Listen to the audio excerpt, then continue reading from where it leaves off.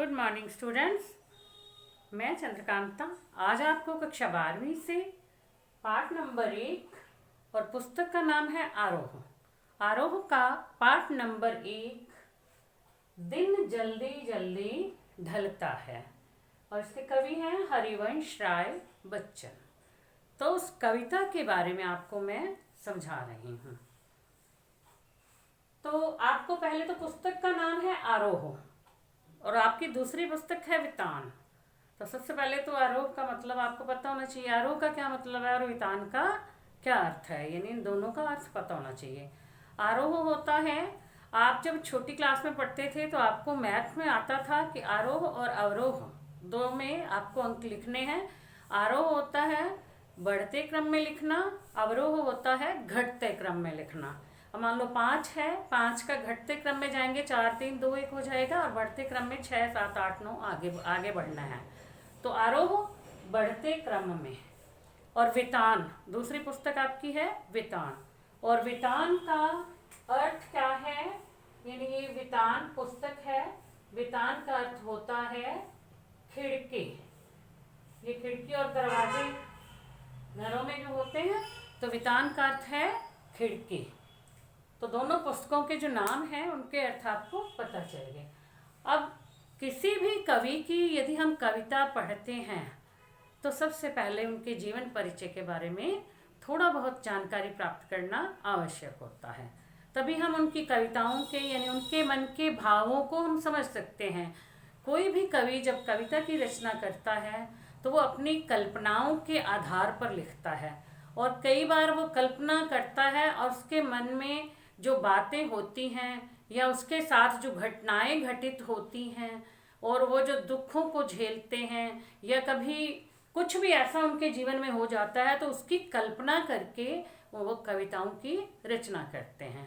तब हरिवंश राय बच्चन जी ने भी मतलब उस समय लिखी थी ये कविता जब उनकी पत्नी की मृत्यु हो गई थी और वो अकेले थे, उनके वियोग में दुखी थे, उनका वियोग झेल रहे थे। वियोग होता है अलग रहना।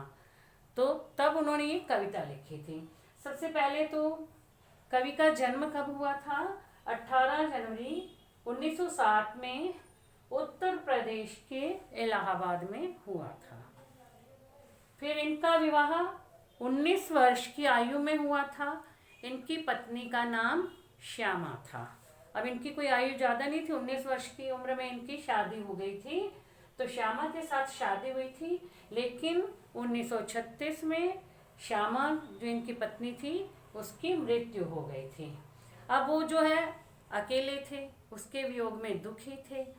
तभी उन्होंने यानी 1937-38 में ये उन्होंने कविता लिखी थी, दिन जल्दी जल्दी ढलता है, क्योंकि वे अकेले थे। अब उन्होंने जिस दुख को भोगा था उस दुख की बात वो जो है इस कविता में कर रहे हैं, उसकी कल्पना करके ये कविता उन्होंने लिखी थी। फिर 1941 में इनका दूसरा विवाह हो गया था। कवि का यानी हरिवंश राय बच्चन जी का दूसरा विवाह हो गया था। किसके साथ हुआ था? तेजी सूरी के साथ। तो अब आपको पता ही है, जो आप जानते हैं उनके जो बच्चे हैं अमिताभ बच्चन, अजिताभ बच्चन, तो वो जो है उनकी माता का नाम तेजी बच्चन है। तो इनके दूसरा विवाह जो 1941 में हुआ था और इनकी मृत्यु 2003 में हुई थी। तो अब इन्होंने जो है अपने मन के भावों को, अपने मन की कल्पनाओं को इस कविता में लिखा है। जब वो मतलब अपनी पत्नी के वियोग से दुखी थे तब उन्होंने ये कविता लिखी थी। तो अब मैं आपको कविता के बारे में बता रही हूँ। दिन जल्दी जल्दी ढलता है बच्चन के निशा निमंत्रण से लिया गया एक प्रेम गीत है। इसमें कवि के मन की व्याकुल व्यथा का चित्रण है, यानी जब वो दुख से व्याकुल थे, मन से बहुत दुखी थे, तब उन्होंने इस कविता की रचना की थी।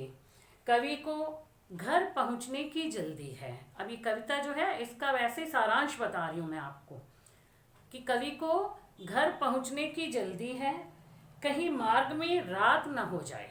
हम जाना चाहते हैं ना घर पे, तो ये लगता है कि हम रात होने से पहले पहले अपने घर पहुंच जाएं। यह सोचकर उसके पैर तेजी से उठते हैं, यानी कवि के कदम तेजी से बढ़ने लगते हैं जब उसके मन में ये बात आ जाती है कि कहीं रात ना हो जाए। घोंसले में बैठे बच्चों का स्मरण करके पक्षियों के पंख भी जो जल्दी जल्दी फड़फड़ाने लगते हैं। मतलब ये जो घर पहुंचने की जल्दी होती है, ये सिर्फ इंसानों को ही नहीं होती है, ये हर प्राणी को होती है। फिर चाहे वो पशु हो, पक्षी हो या इंसान हो, कोई भी हो, हर प्राणी को घर पहुंचने की जल्दी होती है। अब इसमें जो है कवि ने पक्षी के माध्यम से भी बताया है। चिड़िया भी सुबह जो दाना चुगने के लिए घोंसले से बाहर जाती है, जब शाम होती है तो उससे अपने बच्चों का ध्यान आ जाता है कि बच्चे घर में जो है मेरा इंतजार कर रहे होंगे, घोंसले में इंतजार कर रहे होंगे कि कब हमारी माँ दाना चुगा लेके आएगी हमारे लिए। तो ये दिमाग में आते ही उनके जो पंख हैं वो जल्दी जल्दी फड़फड़ाने लगते हैं, यानी उड़ने की गति तेज हो जाती है ताकि हम जल्दी से घर पहुंच जाएं। तो पक्षी के माध्यम से भी, यानी एक चिड़िया के माध्यम से भी कवि ने यह बात बताई है। तभी कवि को याद आता है कि घर पर उसकी प्रतीक्षा करने वाला तो कोई है नहीं, यानी उनकी पत्नी की तो मृत्यु हो गई है, तो फिर घर जाने की क्यों जल्दी करूं। यानी पहले जो दिमाग में आ रहा था कि घर जल्दी से पहुंच जाऊं, कहीं रास्ते में रात ना हो जाए, लेकिन जैसे ही मन में ये ध्यान आया कि उनकी पत्नी तो घर में है नहीं, उसका इंतजार करने वाले घर में तो कोई है ही नहीं, तो घर जाने की क्या जल्दी होती है, तो आराम से चले जाएंगे। ये बात दिमाग में आते ही उनके कदम शिथिल हो जाते हैं, यानी उनकी चाल धीमी पड़ जाती है और तब उनका मन व्याकुलता और व्यथा से भर जाता है, यानी वे बहुत दुखी हो जाते हैं। तो इस प्रकार से ये कविता का सारांश था। अब मैं आपको इस कविता का सरलार्थ बताती हूँ। एक होता है कविता की व्याख्या करना, यानी उसमें भाषा जो है थोड़ी कठिन होती है, कई भाषाओं के शब्द होते हैं उसमें, तो उसे हमें जो है समझना पड़ता है। ये कविता हिंदी की है, हिंदी की हिंदी ही करना मतलब उसको सरल अर्थ में प्रकट करना। तो अब ये देखो, अब आप बच्चों को पता तो चल ही रहा है कि दिन जल्दी जल्दी ढलता है। अब इसका क्या अर्थ हो गया, दिन जल्दी जल्दी ढलता है, यानी दिन जो है वो जल्दी जल्दी ढल रहा है। ढल रहा है मतलब सुबह से शाम हो जाती है, बहुत जल्दी दिन निकल जाता है। लेकिन किसके लिए दिन जल्दी ढलता है? जिस व्यक्ति का कोई लक्ष्य होता है, उसे उस लक्ष्य को प्राप्त करना होता है, यानी अपनी मंजिल तक पहुंचना होता है, उसके लिए दिन जल्दी जल्दी ढलता है। जिसकी कोई मंजिल ही नहीं है, कोई लक्ष्य ही नहीं है, उसके लिए तो समय व्यतीत ही नहीं होता है। वो तो ये देखेगा घड़ी में देख के, अरे अभी तो 10 ही बजे हैं, अभी तो 11 ही बजे हैं, उसके लिए तो मतलब बहुत धीरे धीरे टाइम चलता है। लेकिन जो समय है वो किसी का इंतजार नहीं करता, समय तो उतना ही है, सभी को मिला हुआ है, ठीक है ना। लेकिन लोग फिर भी ये कहते हैं कभी कुछ काम नहीं करने की इच्छा, तो हमारे पास समय ही नहीं था। अरे समय तो सबके पास बराबर है, सभी उसका इस्तेमाल करते हैं, तो हमें समय का सदुपयोग करना चाहिए। तो कवि इसमें यही बताना चाहते हैं कि दिन जो है बड़ा जल्दी जल्दी ढल जाता है, बहुत जल्दी सुबह होती है तो उसके बाद दिन ढलते ढलते शाम हो जाती है, और लेकिन होता उसके लिए है जो अपनी मंजिल को पाना चाहता है। तो अब हम करते हैं, हो जाए न पथ में रात कहीं, मंजिल भी तो है दूर नहीं। अब क्या कहते हैं कवि कि रास्ते में कहीं रात ही ना हो जाए, इसलिए जल्दी जल्दी कदम बढ़ाते हुए वो अपने घर की ओर बढ़ते हैं। मंजिल भी तो है दूर नहीं। अब मंजिल भी तो है दूर नहीं मतलब जब हमारी मंजिल हमारे पास होती है, जब हम अपने लक्ष्य के पास पहुंच जाते हैं, तब तो हमारे कदम और भी जल्दी जल्दी बढ़ने लगते हैं। अब आपने देखा होगा कि हम घर से निकलते हैं और हमें स्कूल पहुंचना है, तो वैसे तो हम आराम से आते रहेंगे, लेकिन जब स्कूल के बिल्कुल पास पहुंच जाते हैं तब ऐसा लगता है कहीं बेल ना बज जाए और हम जल्दी से स्कूल चले जाएं, तो हम भाग के जो है स्कूल में अंदर प्रवेश कर जाते हैं। तो सभी के साथ ऐसा होता है। पूरा दिन काम करने के बाद, चाहे वो काम कोई भी हो, चाहे वो मजदूर हो या किसी ऑफिस में काम करता हो या किसी स्कूल में करता हो, कोई भी जो कर्मचारी है जो काम करते हैं, वो जो है जब अपनी मंजिल के बिल्कुल पास में होते हैं तब उनके कदम बहुत तेजी से आगे बढ़ने लगते हैं। अब मान लो रेस हो रही है, तो रेस में जो बच्चे दौड़ते हैं या कोई भी है व्यक्ति दौड़ रहा है, तो वो दौड़ता, पहले उसकी जो है रेस मतलब उसकी दौड़ धीमी होगी, लेकिन जब वो उस पॉइंट के पास पहुंच जाएगा ना जहाँ पे उसे जीतना है, तो वहां पहुंचते ही वो थोड़ी दूरी से वो इतनी तेज भागना शुरू कर देता है कि मैं जल्दी से वहां पहुंच जाऊं। मतलब अपनी मंजिल के नजदीक पहुंच के थोड़े से कदम तेजी से चलने लगते हैं। तो इस लाइन का यही है, मंजिल भी तो है दूर नहीं। यह सोच थका दिन का पंथी भी जल्दी जल्दी चलता है। यह भाव मन में आते ही कि मैं मंजिल के बिल्कुल पास में हूँ, जब यह भाव मन में आते हैं, फिर वह व्यक्ति या वह प्राणी कितना भी थका हारा क्यों ना हो, लेकिन उसके कदम जल्दी जल्दी चलने लगते हैं। वो जल्दी जल्दी चलना शुरू कर देता है। दिन जल्दी जल्दी ढलता है, क्योंकि समय जो है ये बहुत जल्दी जल्दी व्यतीत हो रहा है, बहुत जल्दी से बीत रहा है। इसलिए प्रत्येक व्यक्ति को समय का प्रयोग करना चाहिए, सदुपयोग करना चाहिए, क्योंकि समय और लहरें किसी का भी इंतजार नहीं करती। समय तो निर्बाध गति से चलता रहता है। अब हमें उस समय के अनुसार कैसे अपने काम करने हैं, ये हम पर निर्भर करता है। इसीलिए बार बार कहा जाता है कि समय को व्यर्थ नहीं गंवाना चाहिए, समय का हमेशा सदुपयोग करना चाहिए। अब इसी का जो दूसरा पद्यांश दिया है, इसमें कवि ने चिड़ियों के माध्यम से व्यक्ति को समझाने का प्रयत्न किया है। यानी कि हम ये नहीं सोचते केवल व्यक्ति ही नहीं है कि उसके लिए जो है समय भागा जा रहा है और वही जो है जल्दी जल्दी चलना शुरू कर देता है, वही ये सोचता है कि कहीं रास्ते में रात ना हो जाए और हमें जो अपने बच्चों के पास पहुंचना, अपने घर में पहुंचना है। ऐसा नहीं है। ऐसा पक्षी और पशु जानवर यानी सबके साथ ही ऐसा होता है। तो एक चिड़िया के द्वारा भी कवि हमें समझा रहे हैं, बच्चे प्रत्याशा में होंगे, नीड़ों से झांक रहे होंगे, यह ध्यान परों में चिड़ियों के, भरता कितनी चंचलता है, दिन जल्दी जल्दी ढलता है। मतलब बच्चे प्रत्याशा में होंगे। प्रत्याशा मतलब होता है आशा, कि मन में आशा होगी उनके। अब ये एक चिड़िया जो है वो सुबह अपने घोंसले से जाती है अपने बच्चों को छोड़ करके, उनके लिए दाना पानी लाने के लिए घोंसले से वो बाहर चली जाती है, उड़कर जाती है। पूरा दिन वो उड़ती रहती है और जब शाम होती है तब क्या उसके मन में क्या बात आती है कि मेरे बच्चे तो इसी आशा में बैठे होंगे कि हमारी माँ आएगी और हमारे लिए दाना पानी लेके आएगी, यानी खाना लेके आएगी। तो ये जब दिमाग में आती है बात, अब देखो बच्चे प्रत्याशा में होंगे, मतलब बच्चे इस आशा में होंगे, नीड़ों से झांक रहे होंगे। वो इस आशा में, नीड़ मैंने होता है घोंसले, तो घोंसलों से बाहर झांक रहे होंगे। मतलब घोंसलों से बाहर बच्चे जो है, वो चिड़िया के बच्चे छोटे छोटे, वो झांक रहे होंगे कि कब हमारी माँ आएगी और हमारे लिए दाना पानी यानी खाना लेकर के आएगी। यह ध्यान परों में चिड़ियों के, भरता कितनी चंचलता है।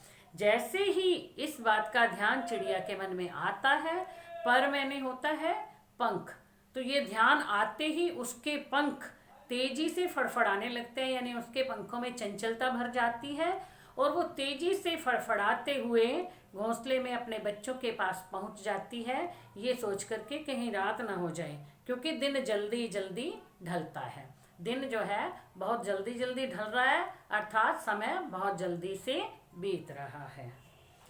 फिर तीसरा इसी का पद्यांश है इस कविता का, मुझसे मिलने को कौन विकल। अब आ जाते हैं, अब कवि क्या कहते हैं। पहले तो कवि के मन में यही है ना कि दिन जल्दी जल्दी ढलता है और मतलब हमें रात होने से पहले अपने घर पहुंचना है।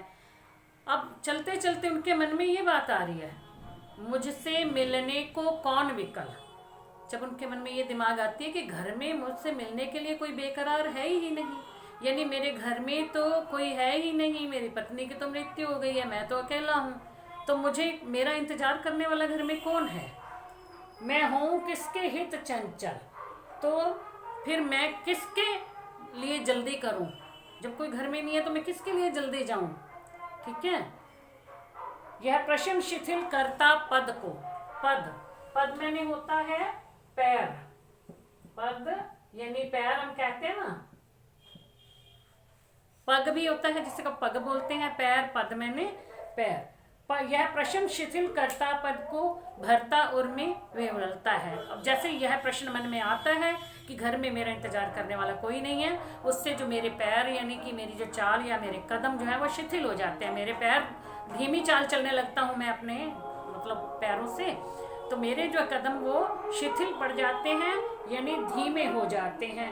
भरता उर में वेवलता है, उर मैंने होता है हृदय, और मेरे हृदय में मतलब वेदना यानी पीड़ा के भाव उत्पन्न हो जाते हैं। यह बात जैसे ही मन में आती है कि घर में मेरा इंतजार करने वाला कोई नहीं है और मैं जो इतनी जल्दी ऐसे ही कर रहा हूँ घर जाने की, तो जब पता चलता है घर में तो कोई है नहीं, पत्नी की मृत्यु हो गई है, बात आते ही कदम धीमे हो जाते हैं, चाल धीमी पड़ जाती है और मन में यानी दुख होता है, मन बहुत दुखी हो जाता है, दिन जल्दी जल्दी ढलता है। तो इस प्रकार से व्यक्ति का जो समय है वो बहुत जल्दी से बीत रहा है। इसलिए कवि समझाना चाहते हैं कि प्रत्येक व्यक्ति को समय रहते अपने सभी काम पूरे कर लेने चाहिए और अपना लक्ष्य निर्धारित कर लेना चाहिए और उस लक्ष्य को प्राप्त करने के लिए जुट जाना चाहिए। फिर पीछे मुड़ के नहीं देखना चाहिए, क्योंकि यदि हम अब कोई काम करना चाहते हैं, जब सोच लेते हैं मन में, तभी हम कोई काम कर पाते हैं। यदि हम सोच ही नहीं लेते, मन में ही नहीं है हमारे कि हमें क्या करना है, हम सारा दिन इधर उधर घूमते रहते हैं, तो फिर उसका कुछ फायदा नहीं होता। अब जैसे हम कहते हैं कि संसार में 3 तरह के लोग हैं। एक व्यक्ति ये सोचता है कि इतना ऊंचा पर्वत है और मुझे इस पर्वत पे चढ़ाई करनी है। तो जो पहला व्यक्ति होगा ना पहले प्रकार का, वो क्या सोचेगा, ऐसे पर्वत को देखेगा, देखता देखता अरे ये तो बहुत ऊंचा है, मैं तो इस पे चढ़ नहीं पाऊंगा, तो आराम से बैठ जाएगा। उसको काम करना ही नहीं, उसका कोई लक्ष्य है ही नहीं, उसने मन में धारा ही नहीं है, भी करना ही नहीं है, तो उससे बात ही खत्म है, बैठ जाता है वो। अब जो दूसरे प्रकार का व्यक्ति होता है उसका भी यही काम है, तो वो भी इसे पहाड़ की तरफ देखता है, ऊंचे इतनी ऊंचाई पे चढ़ना है, तो वो सोचता है कि मैं चढ़ जाऊंगा, हो सकता है चढ़ ही जाऊं, मतलब उसके मन में भी उसने पक्का निश्चय नहीं किया हुआ कि मैं चढ़ूंगा, मन में ये होता हो सकता है, तो वो चढ़ना शुरू कर देता है। अब चढ़ना शुरू करता है, थोड़ी दूरी पे जाता है, रास्ते में कई बार गिरता पड़ता है या कुछ परेशानी होती है, तो बीच में छोड़ देता है और बैठ जाता है कि नहीं ये काम मुझसे नहीं होगा। अब जो तीसरे प्रकार का व्यक्ति होता है वो क्या करता है, वो ऐसे देखता है कि बहुत ऊंचा है पर्वत, लेकिन मुझे तो इस पर चढ़ना है। अब उसने अपने मन में धार लिया कि मुझे चढ़ना ही है, फिर चाहे रास्ते में कितनी भी कठिनाइयाँ आए, कितनी भी मुसीबतें आए, वो उस काम को किए बिना पीछे नहीं हटता, यानी वो उसको ऊपर चढ़ना है तो चढ़ना ही है। तो 3 तरह के व्यक्ति होते हैं। पहला काम शुरू ही नहीं करता, दूसरा काम शुरू कर देता है लेकिन उसे अधूरा छोड़ देता है, पूरा ही नहीं करता, और तीसरा प्रकार का जो व्यक्ति काम शुरू करता है तो उसे पूरा करके ही दम लेता है। तो बच्चों, अब आपको कैसा व्यक्ति बनना है, आपको तीसरे प्रकार का जो व्यक्ति है कि हमें काम शुरू करना है तो हमें उसे पूरा करके ही दम लेना है, यानी आपको अपना लक्ष्य अभी से निर्धारित कर लेना चाहिए और फिर उस लक्ष्य को प्राप्त करने के लिए आगे बढ़ते जाना चाहिए, पीछे मुड़ के नहीं देखना चाहिए, चाहे रास्ते में कितनी भी मुसीबतें आएँ, कितनी भी कठिनाइयाँ आएँ। क्योंकि कवि हरिवंश राय बच्चन जी की एक और कविता भी है, उन्होंने ये भी में लिखा था, अग्निपथ अग्निपथ अग्निपथ। अब अग्निपथ एक ही शब्द का क्या अर्थ है कि ये रास्ता बहुत कठिनाइयों से भरा हुआ है, लेकिन व्यक्ति को प्रत्येक कठिनाइयों का सामना करते हुए, प्रत्येक मुसीबतों का सामना करते हुए जीवन में आगे बढ़ते जाना है, पीछे मुड़ के नहीं देखना है। तो बच्चों, आपको ये कविता समझ में आ गई होगी। आज के लिए इतना ही। इसी कविता के प्रश्न उत्तर मैं आपको नेक्स्ट वीडियो में समझाऊंगी। Thank you.